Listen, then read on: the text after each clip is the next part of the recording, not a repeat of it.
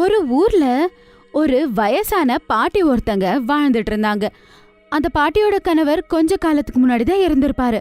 அவங்களுக்கு 3 ஆண் பிள்ளைங்க மற்றும் மருமகள்கள். பெரியவர் பேரு ஹரிஷ், ரெண்டாவது ரவி, லாஸ்ட் பையன் பேரு ஆகாஷ். ஹரிஷோட மனைவி மட்டும்தான் வீட்டு வேலை செய்வாங்க. அவங்க மாமியார நல்லா பாத்துப்பாங்க. ஆனா ரெண்டாவது மருமக ஃபேஷன் சுத்திட்டு இருப்பா ராதா. மூணாவது மருமக எப்ப பார்த்தாலும் லேப்டாப் வச்சுக்கிட்டு வேலை செய்யற அப்படின்னுட்டு உட்காந்துட்டு இருப்பாங்க. அதுக்கப்புறம் ஒரு நாள் என்னாச்சுன்னா, லீலா காலங்காத்தால பூஜைக்கு ரெடி பண்றாங்க. வந்துட்டீங்களா? ராதா மற்றும் ஆர்த்தி எங்க? அது அவங்க ராத்திரி எல்லாத்தையும் வேலை செஞ்சு பார்ட்டி அதுன்னு தூங்கிட்டு இருக்காங்க.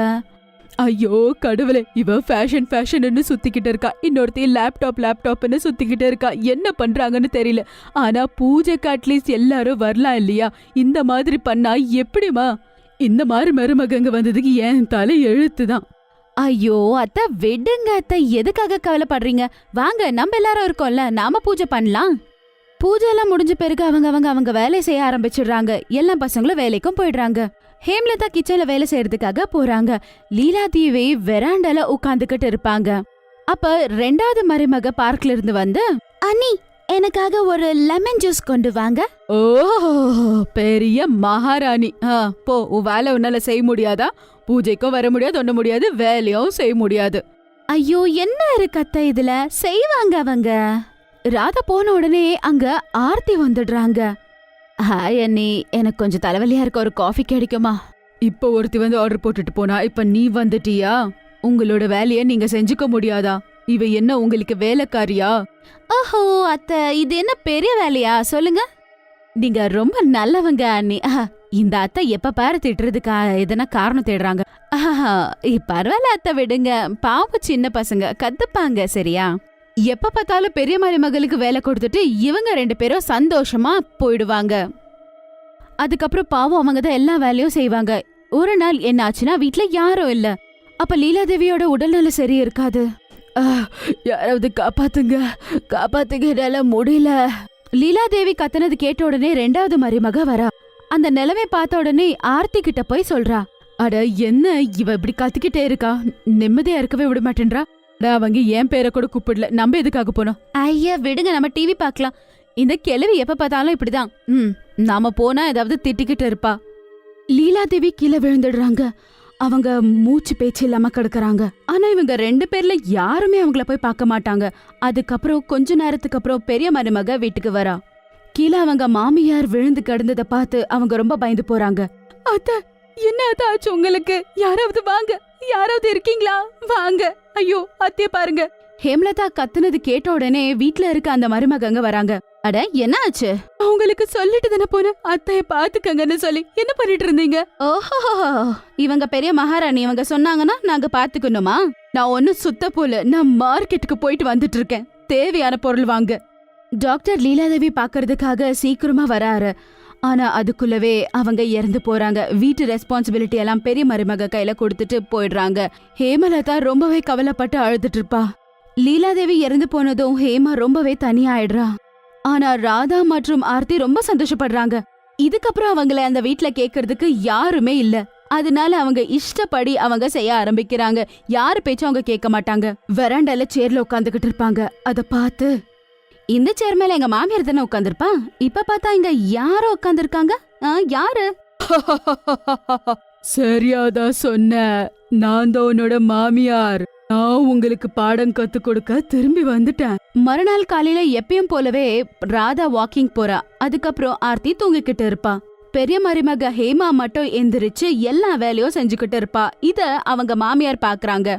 கொஞ்ச நேரம் அவ ரூமுக்கு போறா. அந்த நேரத்துல அங்க வராங்க. இவ்ளோ வேலையோ என்னோட செல்ல மருமக செய்யணுமா? பாவம், அவளை எவ்வளோ கஷ்டப்படுவா. பாவம், இனிமே அவளை கஷ்டப்பட விடக்கூடாது அப்படின்னு சொல்லி மேஜிக் பண்ணி அங்க எல்லா வேலையும் முடியற மாதிரி பண்ணிடுறா.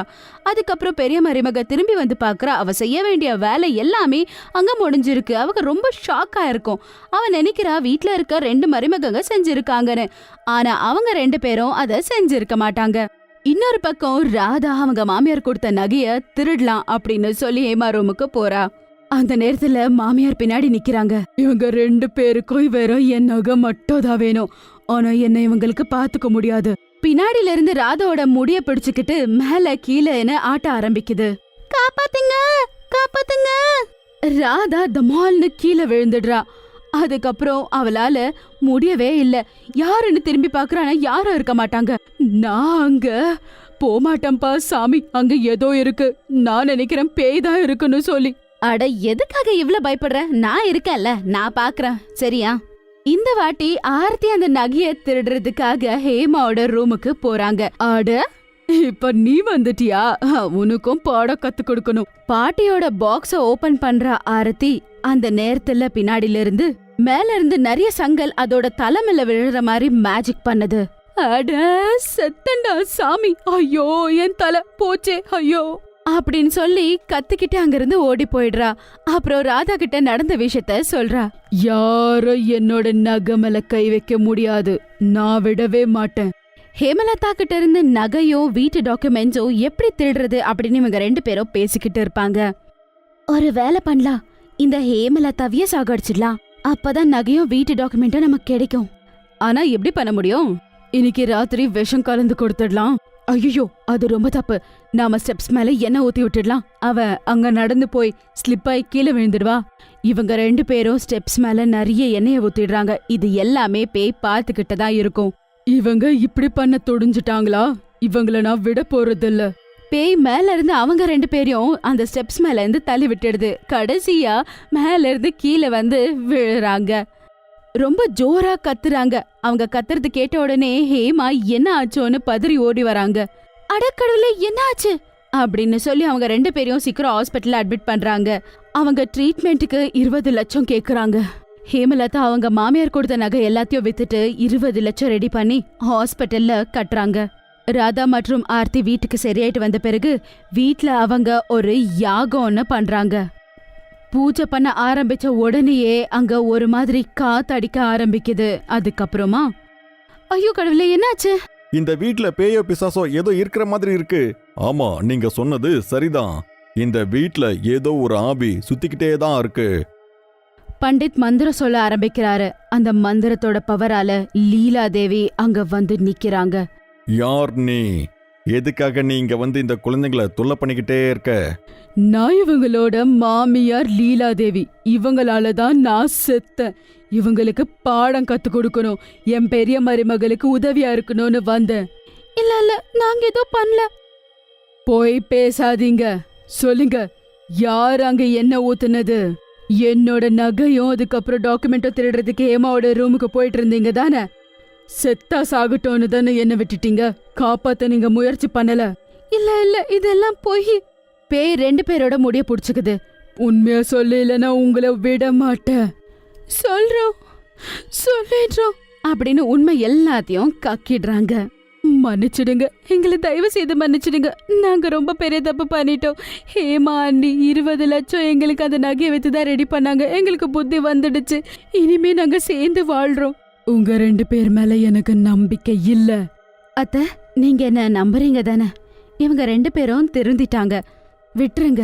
ஹேம்லதா அப்படின்னு சொன்ன உடனே அவங்க மாமியார் அங்கிருந்து கிளம்பி போயிடுறாங்க. ராதா மற்றும் ஆர்த்தி அவங்க பண்ணது ரொம்ப பெரிய தப்பு அப்படின்னு சொல்லி புரிஞ்சுக்கிறாங்க. அதுக்கப்புறம் அவங்க 3 பேரும் அதே வீட்ல ரொம்பவே சந்தோஷமா வாழ ஆரம்பிக்கிறாங்க.